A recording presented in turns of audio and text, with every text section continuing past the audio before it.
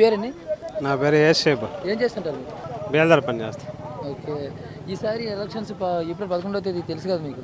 తెలుసు. ఎన్నో రోజులు లేదు, మరి నెల రోజులు కూడా టైం లేని ఇప్పుడు ఈ తొందరలో గెలుపు అవకాశాలు ఏ పార్టీకి ఉన్నాయంటారు? సీఎం కుర్చీలో కూర్చోబోయే పర్సన్ ఎవరని అనిపిస్తుంది?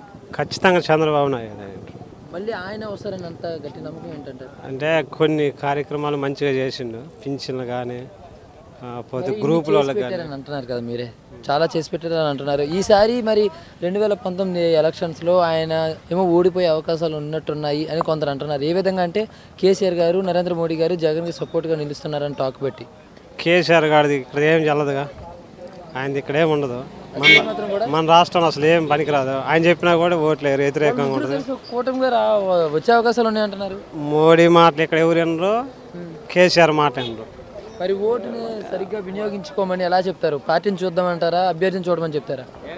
అభ్యర్థిని చూస్తారు. పైగా పార్టీ కూడా మంచి న్యాయం చేసింది, అందరికి మంచిగా చేసింది కాబట్టి టీడీపీ రావాలని కోరి చంద్రబాబు నాయుడు కావాలని కోరుకుంటున్నాం. ఏ అంశాన్ని ప్రధానంగా చూద్దామంటారు ఓటేసేది? ఓటేసే రోజు అంటే ఏదైనా ఆయన అన్ని కార్యక్రమాలు మంచిగా చేసిండు. మనం దాన్ని ఏదైనా ఒకటని చెప్పలేము, అన్ని మంచిగా చేసిండు. కేసీఆర్ గారు గతంలోనే ఆంధ్రులను ఎన్నో మాట్లాడినారు, గుర్తున్నాయా మీకు? మనకు తెలుసు, అవన్నీ తెలుసు. ఆంధ్ర కుక్కలని, ఆంధ్రులకి పౌరుషం లేదని ఎన్నెన్నో అన్నారు. మరి ఏ ఉద్దేశం మీద ఇప్పుడు జగన్ గారికి సపోర్ట్ అవ్వడానికి రెడీ అయ్యారంటారు? జగన్ గారు ఓడిపోవడానికి అన్ని కారణాలు ఒకరిని కలుపుకొని రావటం, అది ఆయనకి ఓటమా? ఆయనకి ఓటం జరగాల్సిందే. అది మరి ఇక్కడ ఏపీలో మన రాష్ట్రాన్ని దూషించి ఎన్ని మాట్లాడినాడో దాన్ని మనం ప్రతిఫలం మళ్ళీ మనం వాళ్ళకి రివర్స్ ఇవ్వాలంటే మనం చంద్రబాబు నాయుడు ఖచ్చితంగా గెలిపించుకోవాలి. మీ పేరు? శ్రీను. ఏం చేస్తుంటారు? వ్యవసాయం. వ్యవసాయం ఎన్ని ఎకరాలు ఉన్నాయి? 20 ఎకరాలు. 20 ఎకరాలు ఉన్నాయి. ఏ పంట వేసారు? కంది, పత్తి. పత్తిని కంది. వర్షాలు ఏమి లేవుగా. సరే, ఇప్పుడు మన ఎలక్షన్ కూడా వచ్చేసింది. ఏప్రిల్ 11వ తేదీన ఎలక్షన్ జరగబోతున్నాయి. మరి మెండుగా ఎవరికి అవకాశాలు ఉన్నాయంటే ఏ పార్టీ పేరు చెప్తారు? టీడీపీ. టీడీపీ పక్క అంటారు? వచ్చేది అదే అంటారా? నా నమ్మకం అదే అనుకుంటున్నా. ఒక మాట అయితే అంటారు కదా, ఇప్పుడు జగన్ గారు, నరేంద్ర మోడీ గారు, కేసీఆర్ గారు ఒకటవుతున్నారు, టీడీపీని గద్దె దించే అవకాశం ఉందా లేదా అనే చర్చలు నడుస్తున్నాయి.